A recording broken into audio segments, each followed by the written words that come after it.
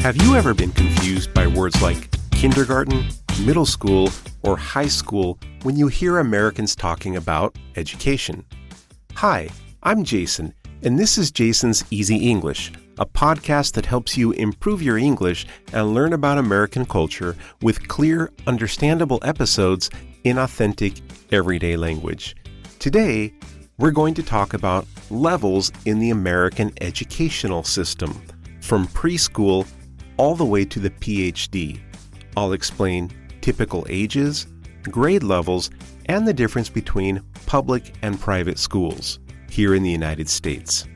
And just a quick reminder, if you enjoy this podcast, don't forget to follow or subscribe on your favorite podcast platform. All right, let's go ahead and get started. Let's start at the beginning with preschool. In the U.S., preschool is optional. That means children don't have to attend, but many families choose to.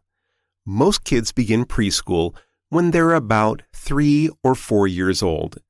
The goal here is not strong academics. Instead, children learn how to play with others, follow simple routines, and feel comfortable in a classroom setting. Next comes kindergarten. Kindergarten is usually for 5-year-olds and is often the first required year of school. This is where children begin learning basic reading, writing, and math. Even so, kindergarten is still very playful and supportive with lots of hands-on activities. After kindergarten, students move into elementary school. Elementary school usually runs from 1st grade through 5th grade, sometimes 6th grade, depending on the school district. Kids are usually between 6 and 11 years old. In elementary school, students typically stay with one main teacher for most subjects. This helps them build confidence while learning core skills like reading, writing, math, science, and social studies. After elementary school comes middle school, sometimes called junior high. This usually includes grades 6 through 8 or ages 11 to 14. Middle school can feel like a big change. Students move between different classrooms, have different teachers, and receive more homework. At first, many students feel unsure and need time to find their way in a new environment. That expression, find their way, means to learn how to act or succeed in a new situation. They need time to find their way. So in Portuguese, se virar, or maybe in Spanish, something like arreglárselas, in a new environment. After middle school, students enter high school. High school includes grades 9 through 12, usually ages 14 to 17 or 18.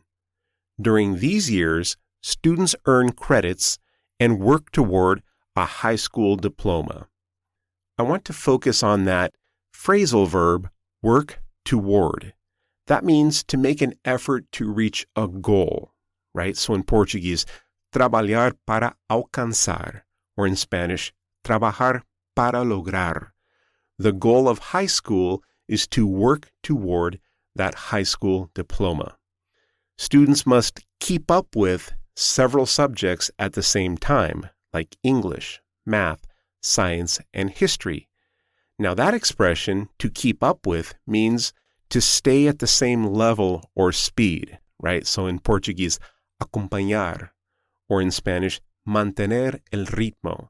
So high school students must keep up with several subjects at the same time, often while they participate in extracurricular activities like music, choir, band, or athletics. Graduating from high school is a major milestone in American culture.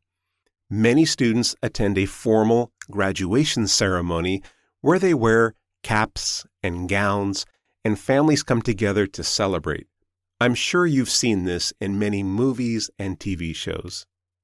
Now let's talk about what happens after high school, the college years. Now, here's a very important point for English learners. In American English, college and university usually mean the same thing.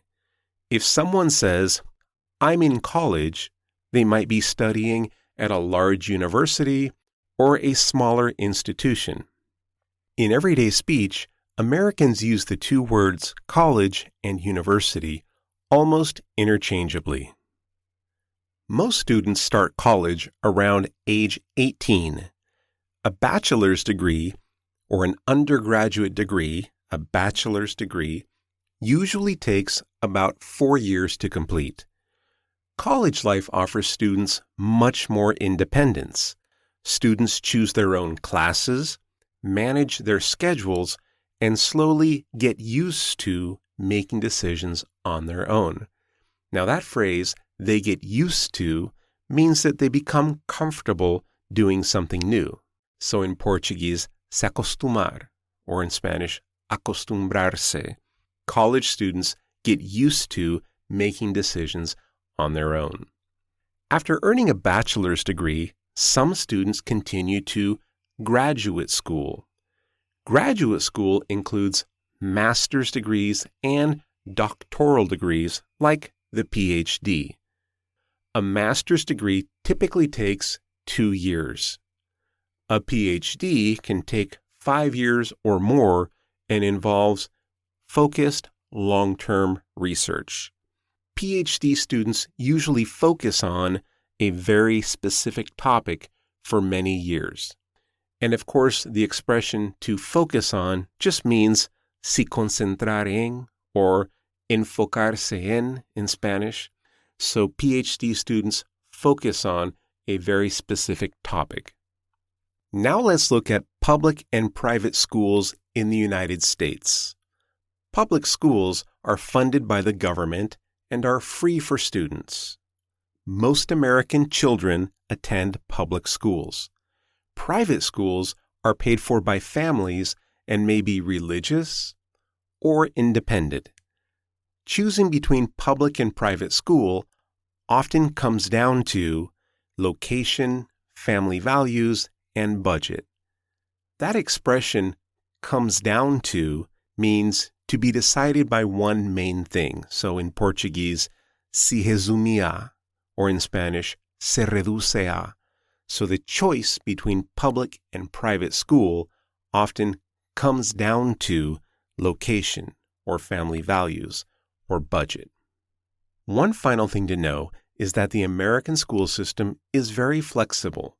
Students may change majors, take breaks from school, or return later in life. A major, when I say change majors, the major is your concentration at the university, your main focus. That flexibility is a normal and accepted part of education in the United States. All right, I hope that explanation was interesting and understandable. Before I let you go, let's review the main points of today's episode. Today, we talked about the American school system, starting with preschool and kindergarten, then elementary school, middle school, high school, college, and graduate school. We also learned that in American English, college and university usually mean the same thing, and we looked at public versus private schools. We practiced useful expressions like find their way, work toward, keep up with, get used to, focus on, and comes down to, all in real-life educational contexts.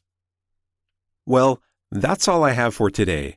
I hope you were able to understand most of the episode and learn something new about American education and culture.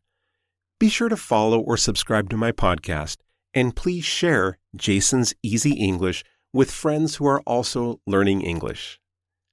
Thanks again for listening, and I'll see you next time.